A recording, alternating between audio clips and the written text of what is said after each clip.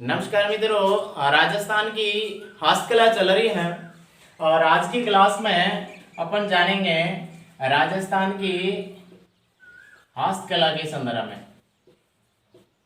राजस्थान की हस्तकला, राजस्थान की हस्तकला के मैंने 2 वीडियो डाल दिए हैं। जो परीक्षा की दृष्टि से महत्वपूर्ण प्रश्न है, महत्वपूर्ण जो बिंदु है, उन्हीं पे मैं क्लास कर ले रहा हूँ और उन्हीं कंटिन्यू क्लास में आज की तीसरी क्लास है। और राजस्थान की हस्तकला में आज जानेंगे कि टेराकोटा क्या है, टेराकोटा के संबंध में और थेवा कला के संबंध में। थेवा कला क्या है, कहाँ की प्रसिद्ध है, और मीनाकारी के संबंध में। मीनाकारी क्या है और कहाँ की प्रसिद्ध है। ध्यान रहे, सबसे बड़ा प्रश्न तो यह है कि टेराकोटा आखिर क्या है, टेराकोटा इनकी शब्दावली क्या है, परिभाषा क्या है, थेवा कला क्या है और मीनाकारी क्या है। सबसे पहले इसकी परिभाषाओं को ध्यान से सुनिएगा। टेराकोटा, ध्यान रहे मित्रों, जो मिट्टी के जो बर्तन होते हैं ना, मिट्टी के बर्तन, उन मिट्टी के बर्तनों पे जो चित्रांकन किया जाता है, उन चित्रांकन को क्या कहेंगे, टेराकोटा कहेंगे। और थेवा कला, थेवा कला कांच पर सोने का सूक्ष्म चित्रांकन, कांच पर यानी कांच की जो वस्तुएं हैं, उन वस्तुओं पर सोने का सूक्ष्म चित्रांकन थेवा कला कहलाता है। दोनों में इतना अंतर है। टेराकोटा मिट्टी के बर्तनों पर जो चित्रांकन किया जाता है उन्हें टेराकोटा कहेंगे, और थेवा कला कांच की वस्तुओं पे जो सोने का सूक्ष्म चित्रांकन किया जाता है उसे थेवा कला कहेंगे। अब मीनाकारी क्या है, मीनाकारी पिछले एग्जामों में आ चुका प्रश्न है, बार बार पूछा जाता है। ध्यान रहे, सोने व चांदी की वस्तुओं पर, सोने व चांदी की आभूषण कह सकते हैं, आभूषणों पर सूक्ष्म चित्रांकन या मीना चढ़ाने की कला, मीना चढ़ाने की कला मीनाकारी कहलाती है, मीनाकारी कहलाती है। तीनों में अंतर क्या है। टेराकोटा मिट्टी के बर्तनों पे चित्रांकन टेराकोटा, थेवा कला कांच की वस्तुओं पर सोने का सूक्ष्म चित्रांकन थेवा कला, मीनाकारी सोने व चांदी के आभूषणों पर मीना की चढ़ाई करना, वो भी सूक्ष्म तरीके से, उन्हें मीनाकारी कहेंगे। अब इनका जो फेमस पर्सन है, बार बार एग्जाम में पूछे गए, वो ये कि मीना कहाँ की प्रसिद्ध है, थेवा कहाँ की प्रसिद्ध है और टेराकोटा कहाँ की प्रसिद्ध है। बात करता हूं मैं सबसे पहले टेराकोटा की। यदि टेराकोटा की बात करें तो 2 स्थान याद रखिएगा। एक स्थान राजसमंद का, ये राजसमंद, और दूसरा स्थान है चित्तौड़गढ़ का, ये चित्तौड़गढ़। टेराकोटा राजसमंद के मोलेला की प्रसिद्ध है, मोलेला कहाँ का, राजसमंद का। और टेराकोटा चित्तौड़गढ़ के बस्सी की प्रसिद्ध है। अरे बस्सी कहाँ है, चित्तौड़गढ़ में। सबसे टॉप क्वेश्चन है, टेराकोटा क्या है, मिट्टी के बर्तनों पे जो चित्रांकन किया जाता है उसे टेराकोटा कहेंगे। और टेराकोटा 2 स्थानों की फेमस है, मोलेला राजसमंद की और बस्सी चित्तौड़गढ़ की। यदि थेवा कला की बात करें तो थेवा कला क्या है, कांच की वस्तुओं पर सोने का सूक्ष्म चित्रांकन क्या है, थेवा कला। और थेवा कला एक स्थान की प्रसिद्ध है, प्रतापगढ़। प्रतापगढ़ की थेवा कला फेमस है, थेवा कला। और यदि बात करें मीनाकारी की, मीनाकारी ये रहा जयपुर। मीनाकारी का कार्य जयपुर में सर्वाधिक होता है, अर्थात जयपुर की मीनाकारी प्रसिद्ध है। राजस्थान के हस्तकला में तीनों बिंदुओं से प्रश्न परिभाषा का पूछा जाता है। मिट्टी का चित्रांकन, मिट्टी के बर्तनों पे चित्रांकन टेराकोटा है। थेवा कला कांच की वस्तुओं पर सोने का चित्रांकन थेवा कला। मीनाकारी सोने व चांदी के आभूषणों पर मीना चढ़ाने का कार्य मीनाकारी कहलाता है। और टेराकोटा मोलेला राजसमंद बस्सी चित्तौड़गढ़ की फेमस है, मीनाकारी है वो जयपुर की फेमस है, और थेवा कला प्रतापगढ़ की फेमस है। अब यदि इनके आगे बात करें कि राजस्थान की जो हस्तकला है उसमें क्या अन्य मुख्य पर्सन बन सकते हैं, कहां कहां की अन्य कलाएं प्रसिद्ध हैं, तो उसमें मैं बात करूंगा इसी आगे।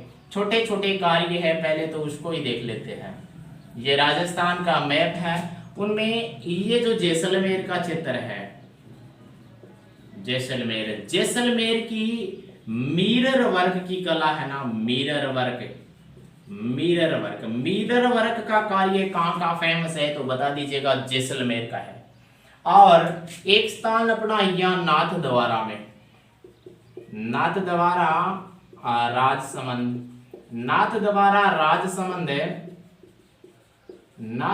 राजसमंद की तारकशी का जो कार्य है, तारकशी का कार्य वो नाथ द्वारा राजसमंद का फेमस है। इसी कड़ी में यदि बात करते हैं अपन जयपुर की, ये जयपुर है और दूसरा एक स्थान उदयपुर भी है, उदयपुर भी। जयपुर और उदयपुर दोनों स्थान से एक हस्तकला का मुख्य कार्य फेमस है, उसका नाम है पेपर मेसी। सीधा प्रश्न बार बार एग्जाम में पूछा जा चुका है कि पेपर मेसी का कार्य कहां का प्रसिद्ध है, तो पेपर मेसी जयपुर और उदयपुर की फेमस है। और पेपर मेसी है क्या, तो बता दीजिएगा कागज की लुगदियां बना करके अपने घरों में जो ठाटियां वगैरह बनाते हैं ना, उन्हें पेपर मेसी का कार्य करते हैं। इसके अलावा यदि कुछ फेमस अन्य चीजों की बात करें हस्तकलाओं में, तो जयपुर का जो जोबनेर का चित्र है, जयपुर का जोबनेर का जो चित्र है वो रत्न आभूषण के लिए फेमस है। अब इन्हीं कला में यदि दो अन्य कलाएं देखें अपने राजस्थान में, तो एक तो उस्ता कला है, उस्ता कला, और एक है मथेरन कला है, मथेरन कला। ये दोनों कलाएं बीकानेर की फेमस है, बीकानेर की। और उस्ता कला उनकी खाल पे उस्तादों के द्वारा चित्रांकन किया जाता है। ये जो छोटे छोटे हस्तकला के जो चित्र है ये बार बार एग्जाम में पूछे गए हैं, एक बार और देख लीजिए इन्हें। यदि बात करें मिरर वर्क की, तो मिरर वर्क कहाँ का प्रसिद्ध है, तो बता दीजिएगा जैसलमेर का। और यदि बात करें तारकशी का कार्य कहाँ का प्रसिद्ध है, तो बता दीजिएगा नाथ द्वारा का। और यदि बात करें पेपर मेसी का कार्य कहाँ का फेमस है, तो papier mache Jaipur plus Udaipur दोनों स्थानों का फेमस है। अन्य कार्यों की बात करें तो रत्नाभूषण का कार्य सर्वाधिक है, जोबनेर जयपुर में किया जाता है। और उसके बाद में उस्ता कला और मथेरन कला, ये जो दोनों कलाएं हैं ये बीकानेर की फेमस है। और ये बार बार एग्जाम में प्रश्न पूछा जा चुका है, काफी इंपॉर्टेंट है। इन्हीं हस्तकलाओं में अन्य चर्चा करें, यदि हस्तकला कहाँ कहाँ की मुख्य फेमस है, जो टॉप प्रश्न बार बार एग्जाम में पूछे जाते हैं, तो उनमें मैं बात करूंगा गलीचों की। गलीचे कहाँ के फेमस है, और नमदे कहाँ के फेमस है, और दरिया कहाँ की फेमस है। ध्यान दीजिएगा, अच्छा प्रश्न है। ये राजस्थान का मैप है, और इन राजस्थान के मैप में यदि बात करें गलीचों की, तो गलीचे जयपुर के फेमस है। ये जयपुर है और जयपुर के गलीचे प्रसिद्ध है। अच्छा प्रश्न है, ध्यान रहे, नोट लगा के लिखने वाली बात है कि बीकानेर का जो क्षेत्र है, यहाँ के बीकानेर की जेल के गलीचे, बीकानेर की जो जेल है यहाँ के गलीचे एशिया में प्रसिद्ध है। गलीचे का कार्य जयपुर में मुख्य रूप से किया जाता है। बीकानेर की जो जेल है, इन बीकानेर की जेल के गलीचे एशिया में फेमस है। यदि बात करें नमदों की, तो नमदे अपने जयपुर के जस्ट आगे टोंक टोंक के नमदे फेमस है। नमदे कहाँ के प्रसिद्ध है? टोंक के। और टोंक के ही कौन से नमदे है, इस पे चर्चा करें तो टोंक में ऊन के नमदे है। अब बात करें दरियों की। दरियों में विशेष रूप से याद रखिएगा टांकला ग्राम। ये जो टांकला गांव है काफी इंपोर्टेंट है, एग्जाम में पूछा भी जा चुका है। कहाँ है तो बता दीजिएगा, नागौर में। नागौर के टांकला ग्राम की दरिया फेमस है। काफी अच्छे पर्सन है, बार बार एग्जाम में पूछे गए। एक बार और देख लीजिएगा, एक बार और पुनः रिवाइज कर देता हूं मैंने बात की गलीचों की। गलीचे कहाँ के फेमस है तो बता दीजिएगा जयपुर के। और किसी जेल के गलीचे फेमस है तो वो है बीकानेर जेल के गलीचे। और यदि बात करें नमदों की, नमदे कहाँ के प्रसिद्ध है तो नमदे टोंक के फेमस है। और टोंक के ही कौन से नमदे तो बता दीजिएगा ऊन के। टोंक की जो ऊन है ऊन के बनाए हुए नमदे है वो फेमस है। और यदि बात करें दरियों की, दरिया कहाँ की प्रसिद्ध है? दरिया तो दरिया टांकला ग्राम याद रखिएगा, टांकला गांव। ये जो टांकला ग्राम है ये वर्तमान में नागौर में है और यहाँ की दरिया फेमस है। इन्हीं क्षेत्र में से मुख्य प्रश्नों की बात करें तो बीकानेरी जेल के गलीचे इंपोर्टेंट प्रश्न आ चुका है। ऊन के नमदे टोंक के फेमस है, प्रश्न एग्जाम में आ चुका है। और टांकला ग्राम नागौर दरियों के लिए फेमस है, ये प्रश्न भी किसी एग्जाम में आ चुका है। मैं उन्हीं प्रश्नों की हस्तकला में उन्हीं बिंदुओं की बात कर रहा हूं जो बार बार एग्जाम में पूछे जा चुके हैं। इससे आगे बढ़े तो हमें याद रखना है लुंगड़ा। लुंगड़े कहाँ के प्रसिद्ध है तो बता दीजिएगा लुंगड़े पटोदा सीकर के फेमस है। और लुंगड़े पटोदा सीकर में यदि कोई स्थान पूछ ले कहाँ के तो बता दीजिएगा लक्ष्मणगढ़ के जो लुंगड़े है वो काफी प्रसिद्ध है। और यदि इसी में बात करें सूंठ की साड़ियां, किसकी साड़ियां? सूंठ की साड़ियां।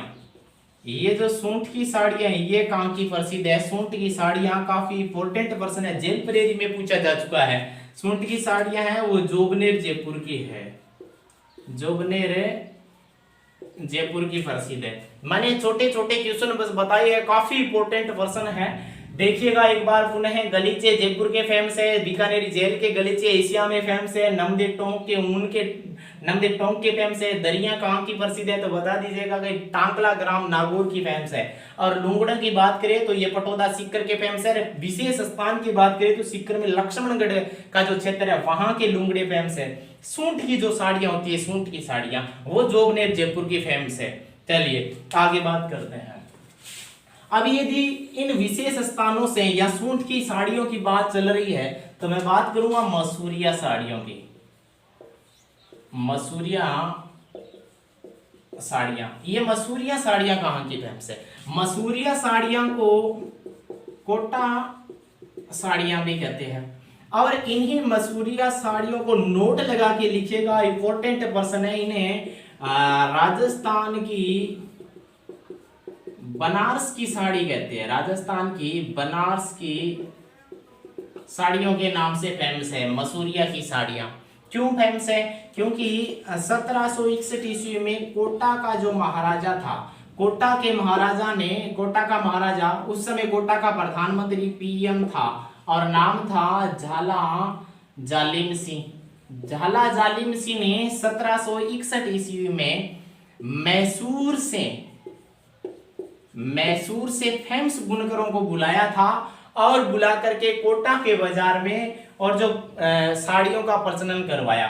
और इन मैसूर से आए हुए बुनकरों में जो अहम नाम था वो था महमूद मैसूर का। और इन्हीं महमूद मैसूरी के नाम पे ही इन साड़ियों का नाम क्या रखा गया? मैसूरिया साड़ियां रखा गया। अब यदि बात करें अन्य कुछ और मुख्य हस्तकला के बिंदुओं की तो उनमें अपन याद कर सकते हैं।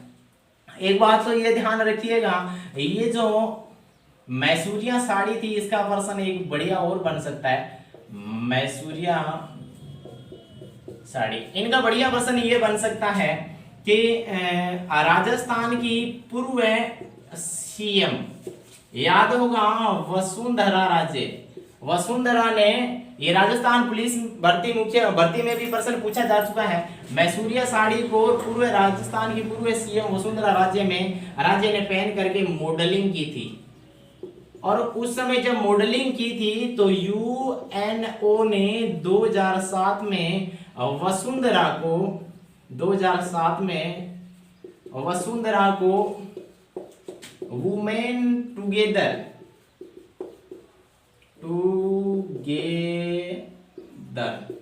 पुरस्कार से सम्मानित किया गया था। यह भी काफी अच्छा प्रश्न था और उस समय बार बार एग्जाम में पूछा गया था। मैसूर की जो साड़ियां हैं वो उन्हें राजस्थान की बनारस की साड़ी कहते हैं और पूर्व सीएम वसुंधरा राजे ने उन्होंने पहना था और उनकी मॉडलिंग की थी। और उनके उपलक्ष्य में यूएनओ ने 2007 में वसुंधरा को वुमेन टुगेदर नाम का और पुरस्कार से भी नवाजा था। आज की हस्तकला में इतना ही पढ़ा पाऊंगा क्योंकि गर्मी बहुत ज्यादा है और जो शेष बची कुछ एक चीजें हैं उनको मैं अगली क्लास में बताने की कोशिश करूंगा। वीडियो को लाइक, सब्सक्राइब और शेयर जरूर कीजिएगा। धन्यवाद।